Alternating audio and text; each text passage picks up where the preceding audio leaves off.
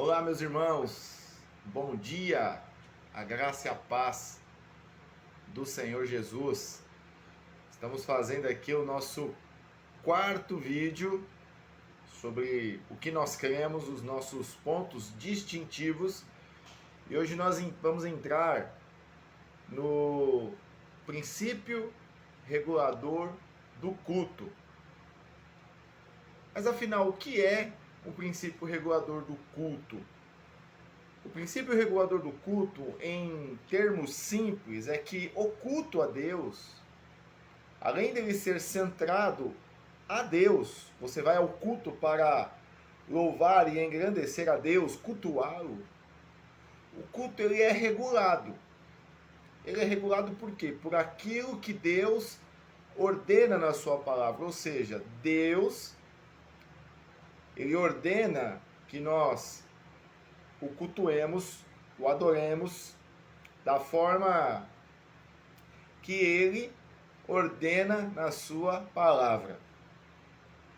Então, nós seguimos aquilo que Deus ordena, não aquilo que está na mente do homem, né? Na mente do homem moderno. Hoje, há vários acréscimos no culto, né? Hoje, o culto, pelo avanço da teologia liberal, ele passou a ser um condicionamento social. Você vai no culto, mais um culto ao domingo, para encontrar os irmãos, o primo que não vê há muito tempo na semana, tomar um cafezinho, um encontro ali dos jovens para depois comer pizza. Não tem muito interesse ali do culto. O culto é só um local ali de encontro. Muitos vão ali só para se aparecer, para mostrar o vestido que comprou, o terno que comprou, o carro novo. Termina o culto, você vê que o culto ele é tão frio hoje, nem se você perguntar para a maioria das pessoas o que foi pregado, ninguém nem lembra. Porque também as pregações são frívolas, são vazias de conteúdo. Então, se nós podemos dizer que algo que Deus ele cobra, é o culto. É o seu culto. Não é? Então, os cânticos, nós entendemos que os cânticos devem ser os cânticos inspirados, que são a salmodia. E falando em salmodia, recomendo aqui o livro do meu irmão, Edson Marques. Ele não é meu irmão de sangue, mas é meu irmão em Cristo. Nós temos o mesmo sobrenome, né? Edson, ele e a esposa dele, Edson e Joyce Marques aqui. Um livro fantástico. Um livro assim muito bom para estudo. Se você quiser estudar com sua família. Eu mesmo aqui, eu já li 2 vezes e já vou ler a terceira. Ele é um bom defensor do PRC, da salmodia. Então o culto é isso. Ao invés, eu culto dança profética, teatro. Não, isso são acréscimos. Vela, imagens.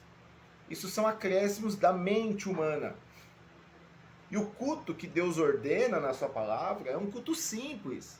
Aí que está o porém. Muita gente vai num culto assim simples, ele acha ruim.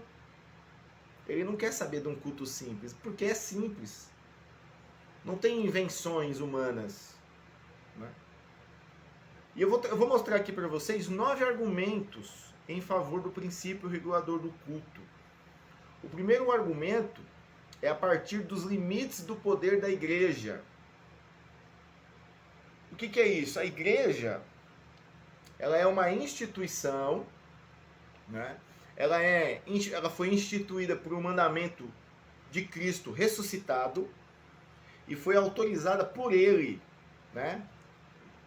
Foi autorizada por ele a exigir obediência de seus mandamentos e participação em suas ordenanças, fazer somente aquilo que ele mandou.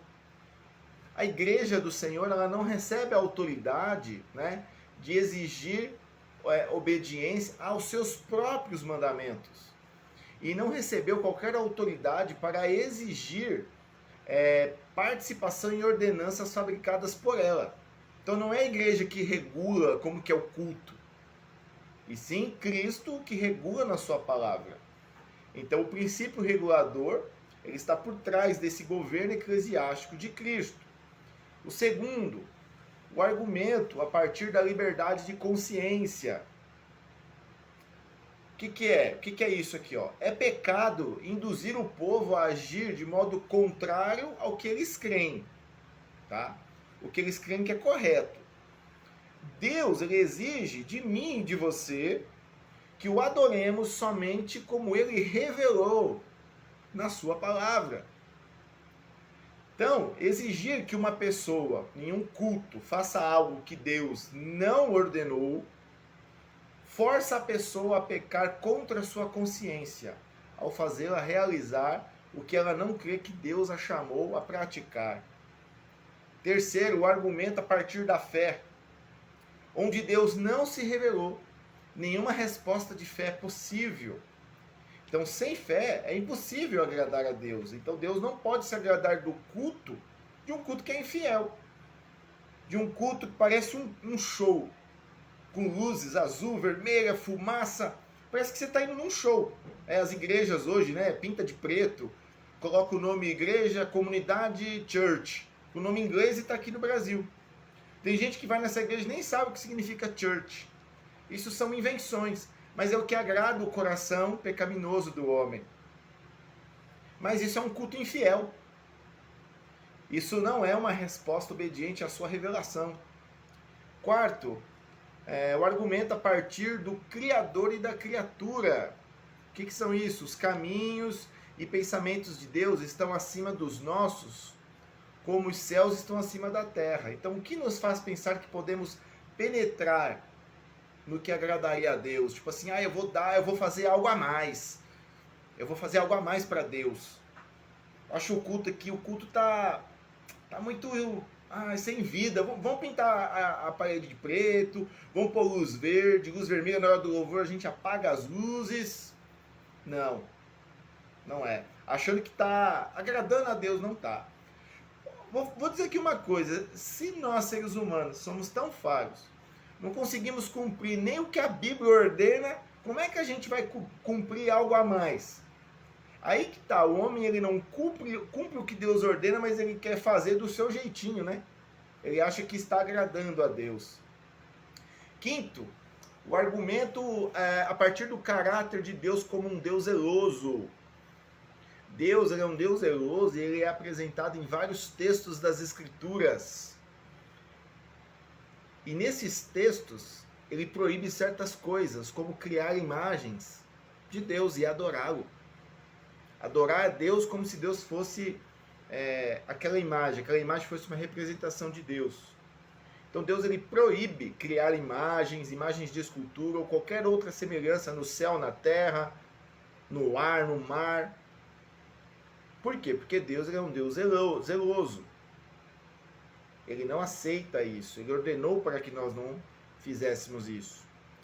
Próximo, o argumento a partir de passagens onde a piedade é descrita como fazer exclusivamente o que Deus deseja.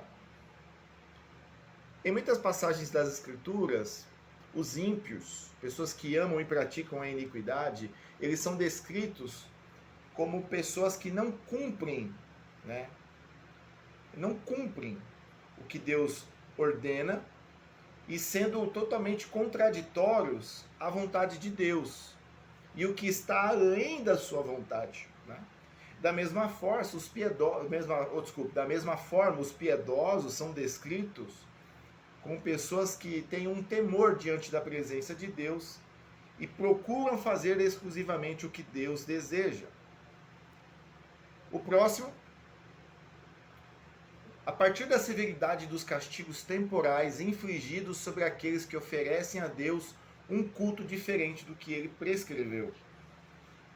Há passagens também na Escritura que onde há pessoas oferecendo um culto a Deus, né, com um desejo até bem intencionado, né, tendo boas intenções, pensando que estão agradando a Deus. Mas o que eles estão fazendo de alguma forma não prescrita por Deus, o seu castigo sobre eles vai ser severo. O argumento a partir da tendência pecaminosa para a idolatria. Em Romanos, capítulo 1, verso 19, diz que a raça humana, em sua revolta contra Deus, está adorando e servindo a criatura em lugar do Criador. E isso não se deve à ignorância, mas uma corrupção moral. Porque tendo conhecimento de Deus, eles não glorificam como Deus. Tendo um conhecimento do divino, do ser divino, eles não glorificam como Deus. Preferem adorar segundo as suas imaginações. O Thomas Peck, nas suas miscelâneas, no volume 1, na página 96 e 97, diz o seguinte: o homem, portanto, é incompetente para imaginar modos de adoração, porque ele não sabe que modos são mais adaptados para expressar a verdade ou as emoções que a verdade convém produzir. E por fim, o argumento a partir da história da igreja. A própria história da igreja demonstra que criaturas caídas, deixadas em suas próprias maquinações, produzem e vão produzir mais uma adoração ímpia, infiel. Então, a reforma em especial, como um movimento histórico, presta testemunho da corrupção que lentamente se infiltra no culto, quando o culto ele não é regulado pela vontade revelada de Deus, quando não existe o princípio regulador do culto. Então, quando não existe o princípio regulador do culto, quando o culto não é regulado por esse princípio, que é a palavra de Deus, que é somente aquilo que Deus ordena como deve ser esse culto, o culto ele é um culto infiel. Ele é um culto ímpio. É um culto que Deus não se agrada. Aí começa a se infiltrar as imaginações humanas, tentando dizer que aquele culto é um culto mais legal, é um culto mais moderno. Então, meus irmãos, esse aqui é o nosso ponto sobre o princípio regulador do culto, o que nós aqui da nossa escola, nós cremos e defendemos, subscrevemos e confessamos. Amém? A todos, a paz do Senhor Jesus. Até mais.